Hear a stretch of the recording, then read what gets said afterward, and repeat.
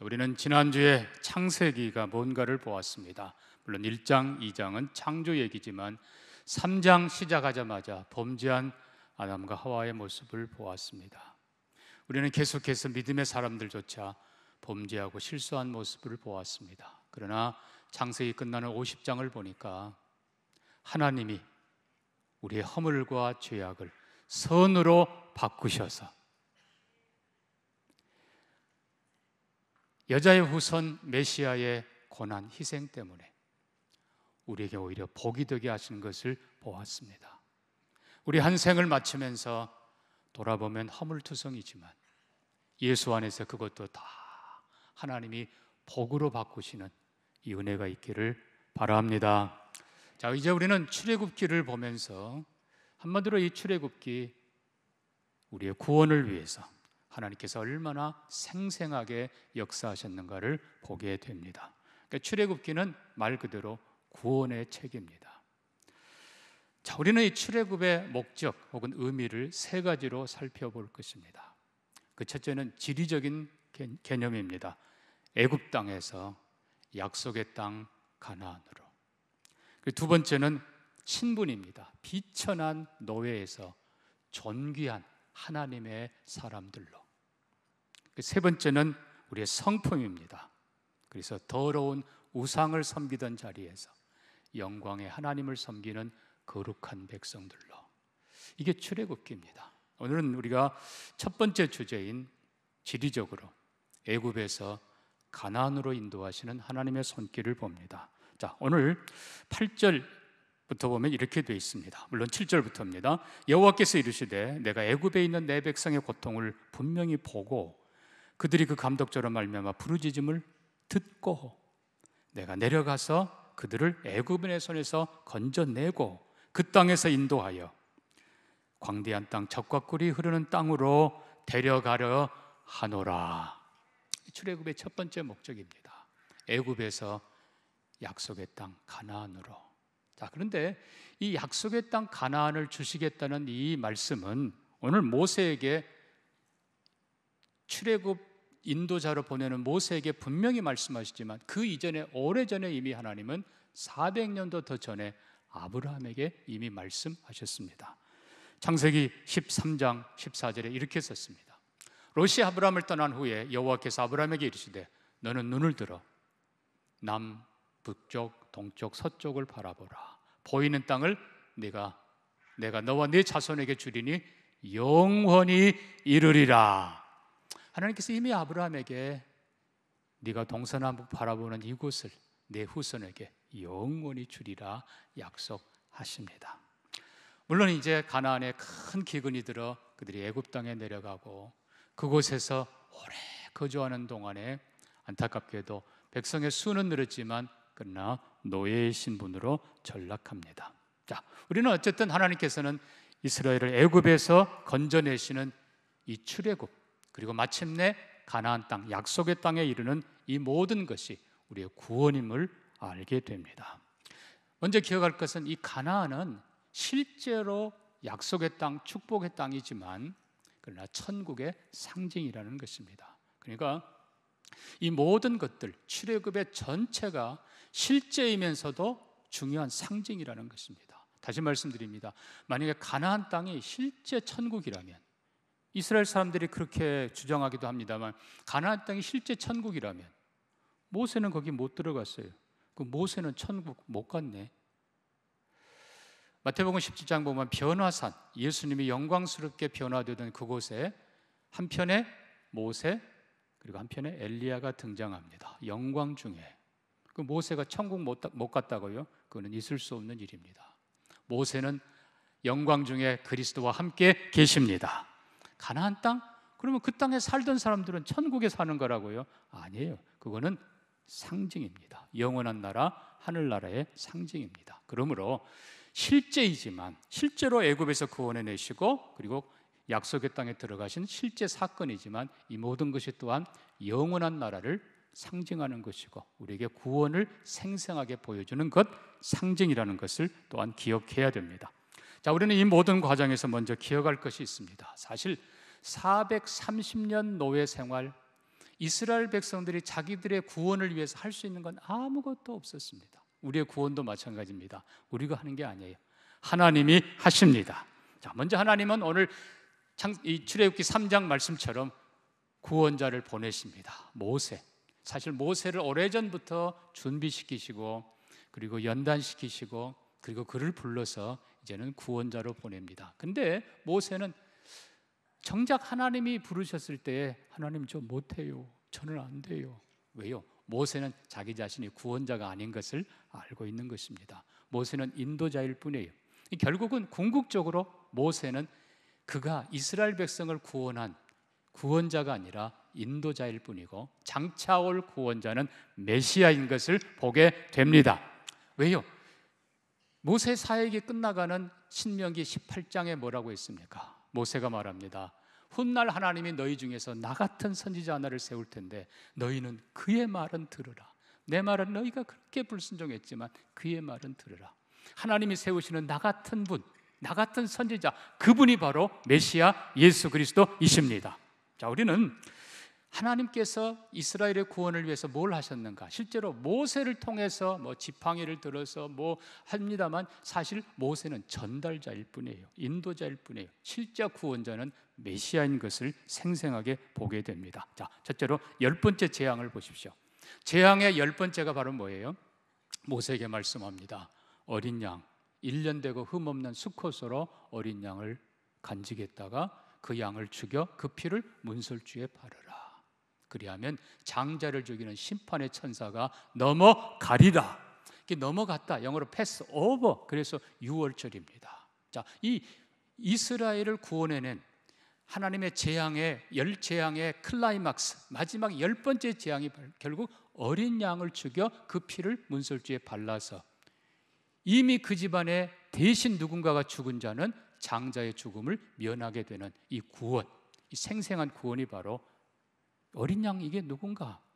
요한복음 1장 29절에서 이렇게 썼습니다. 이튿날 요한이 예수께서 자기에게 나오심을 보고 이르되 보라, 세상 죄를 지고 가는 하나님의 어린 양이로다. 결국 모세가 바라보았던, 모세가 얘기했던 그 어린 양이 세상 죄를 지고 가는 하나님의 아들 예수 그리스도이십니다. 결국 그 어린 양 그 피로 구원받는 것이고 예수가 희생당하고 예수가 그 피가 발라져서 구원받는 것입니다. 그래서 우리는 모세가 아니라 바로 메시아. 사실 히브리서 11장에서 이렇게 썼습니다. 히브리서 11장 26절에서 여기 모세입니다. 모세는 그리스도를 위하여 받는 수모를 애굽의 모든 보화보다 더 큰 재물로 여겼으니 이는 상 주심을 바라봄이라. 그러니까 아브라함도 그가 죄를 지었지만 내 아들을 번제로 바치라. 실은 이삭이 아니라 이삭 대신 바쳐진 순양, 궁극적으로 하나님의 아들을 바라보며 구원을 받습니다. 마찬가지로 모세도 내가 아니라 어린 양 그분, 그리스도 그분을 바라보며 수고하고 헌신하고 희생하고 그리고 그도 구원에 동참하는 것입니다. 다 마찬가지. 자, 그래서 10번째 재앙, 바로 이 양의 피를 바르는 이 사건이 구원의 결정적인 사건인데 한 가지가 더 있습니다. 그게 바로 홍해를 건넌 사건입니다. 이 홍해를 건넌 사건을 보면, 자, 물론 하나님께서는 모세에게 네 지팡이를 내밀어라. 하나님께서 밤새도록 동풍을 불게 하셔서 홍해 말르시고 마른 강을 내십니다. 근데 성경이 표현하기를 홍해가 갈라졌다라는 표현을 씁니다. 여러분, 이 갈라졌다, 이 표현은 마태복음 27장에 또 마가복음 14장에 16장에 예수님이 십자가에서 죽으실 때 다 이루었다 말씀하시고 운명하시니라. 그리고 나서 성경은 다 뭐라고 씁니까? 이에 성소의 휘장이 위로부터 둘로 쪼개지니라, 갈라지니라, 찢어지니라. 결국 홍해가 갈라진 그 사건, 이스라엘을 애굽에 묶어놓았던 마지막 관문, 이게 바로 홍해를 하나님께서 찢으시고 새길을 열어주시고 더 이상 애굽의 바로의 군대가 그들을 영향력 미치지 못하도록 그들을 자유케 하시는 마지막 관문, 이게 바로 예수님의 십자가 사건, 예수님 십자가에 죽으셨을 때에 하나님께서 휘장을 찢으시고 하나님께로 가는 새로운 길, 산 길을, 구원의 길을 열어주십니다. 뿐만 아니라 홍해를 다시 덮치게 하심으로, 물을 다시 덮치게 하심으로 애굽의 군대를 수장시키시고 바로를 무력화시키십니다. 예수님 십자가 죽으시고 무덤에서 부활하셨을 때 사탄의 모든 계략은, 사탄의 모든 권세가 무너져 내립니다. 이게 바로 홍해 사건. 그러니까 홍해는 결국 출애굽의 마지막 관문, 예수의 십자가가 바로 그것입니다. 자, 그런데 사도 바울은 이 홍해 사건을 또 하나 중요한 의미가 있다고 가르쳐 줍니다. 고린도전서 10장입니다. 형제들아, 나는 너희가 알지 못하기를 원하지 아니하노니 너희가 꼭 알아야 된다. 우리 조상들이 다 구름 아래 있고 바다 가운데로 지나며 모세에게 속하여 구름과 바다에서 뭐를 받았다고요? 세례를 받았다. 홍해를 지난 사건이 모세와 함께 세례받은 것으로 선언합니다. 세례는 뭐예요? 죽었다가 다시 살아나는 거예요. 씻긴 받고 새로워지는 것이에요. 자, 이어서 다 같은 신령한 음식 먹고 다 같은 신령한 음료를 마셨으니 이는 그들을 따르는 신령한 반석으로부터 마셨는데 이 반석이 곧 그리스도시라. 자, 사도 바울은 이렇게 얘기합니다. 너희가 홍해에서 구원받은 마지막 그 실체가 바로 세례다. 모세와 함께 홍해를 지나며 너희가 세례를 받았다. 이 세례는 완전히 옛사람 죽고 새사람이 사는 것입니다. 이제 더 이상 애굽으로 돌아가서는 안 됩니다. 이제는 새로운 삶. 그런데 자, 이 홍해 사건이 새로운 삶인데 중요한 건 그 이후부터 이제 가나안 땅, 아니죠, 광야길을 지나면서 하나님께서는 그들에게 신령한 양식을 주십니다. 매일 아침 하늘로부터 뭐를 주세요? 만나를 주십니다. 그리고 신령한 음료를 마시게 합니다. 반석을 쪼개서 깨끗한 맑은 물을 그들로 하여금 마시게 하고, 그리고 육축들까지 다 마시게 합니다. 이 반석이 바로 우리를 위해 쪼개진, 우리를 위해 갈라진 예수 그리스도이십니다. 그래서 요한복음 6장은 이렇게 말씀합니다. 여러분, 참고로 요한복음 6장은 오병이어 기적 설명입니다. 오병이어의 기적을 행한 후에 예수님께서 이렇게 말씀하십니다. 예수께서 이르시되 내가 진실로 진실로 너희에게 이르노니 모세가 너희에게 떡을 준 것이 아니라 내 아버지께서 너희에게 하늘로부터 참떡을 주셨고 이제도 주신다. 하나님의 떡은 세상에 생명을 주는 것이라. 그들이 말하기를 주여 우리에게 이 떡을 항상 주소서. 주님 뭐라고 하십니까? 내가 생명의 떡이라. 내게 오는 자는 결코 줄이지 아니할 것이고 나를 믿는 자는 영원히 목마르지 아니하리라. 예수님 자신이, 그리고 나서 55절에 이렇게 말씀합니다. 내 살은 참된 양식이요 내 피는 참된 음료로다. 자, 우리가 여기까지 정리해 보니까 출애굽, 결국 이스라엘 백성들을 바로의 노예의 그 비참하고 서러운 삶에서 건져낸 하나님의 10번째 재앙, 그 재앙의 클라이막스가 바로 어린 양 죽여 그 피를 바르는 거였는데, 대신 죽은 어린 양, 그분이 바로 세상 죄를 지고 가는 예수 그리스도이십니다. 자, 뿐만 아니라 홍해가 갈라진 사건도 우리가 보았습니다. 결국 홍해를 갈른 그 사건도 성소의 휘장을 찢은 바로 그것이고 그 주인공도 바로 예수 그리스도이십니다. 그리고 광야에서 우리와 함께 하시고 반석으로부터 친히 그 반석을 쪼개 물을 먹이시고 그리고 하늘로부터 신령한 양식을 계속 주신 분이, 그 만나가, 그 음료가 바로 예수 그리스도였습니다. 실은 여기서 끝나지 않습니다. 자, 성경은 계속해서 이스라엘 백성들이 요단강을 지나 그리고 가나안 땅에 들어가는 모습을 기록합니다. 자, 이 모든 마지막 부분의 인도자는 여호수아입니다. 여호수아는 히브리어이고 헬라어로는 똑같은 이름 예수. 하나님은 구원이시다. 결국은 돌아보니까 이 여호수아도 장차올 예수 그리스도의 모습 그대로입니다. 여호수아가 이스라엘 백성들을 인도하여 모든 전쟁의 승리를 이뤄냅니다. 그렇습니다. 예수 그리스도가 그때의 사탄을 이겼을 뿐만 아니라 애굽 바로를 이겼을 뿐만 아니라 앞으로 있을 모든 전쟁에도 예수 그리스도가 승리하게 하십니다. 예수 그리스도가 앞장서 가세요. 뿐만 아니라 우리가 히브리서 4장이나 전체적으로 보면 여호수아가 안식을 준 것이 아니라 바로 예수 그리스도가 승리를 주시고, 예수 그리스도가 가나안 땅에 기업을 주시고, 예수 그리스도가 영광의 상급을 주시고 평화를 주십니다. 그래서 결국 여호수아가 한 모든 일이 장차 메시아 예수 그리스도가 하실 일을 그대로 보여주는 것입니다. 로마서 8장에서는 이렇게 썼습니다. 자녀이면 또한 상속자 곧 하나님의 상속자여 그리스도와 함께한 상속자니 그와 함께 영광을 받기 위하여 고난도 함께 받아야 할 것이니라.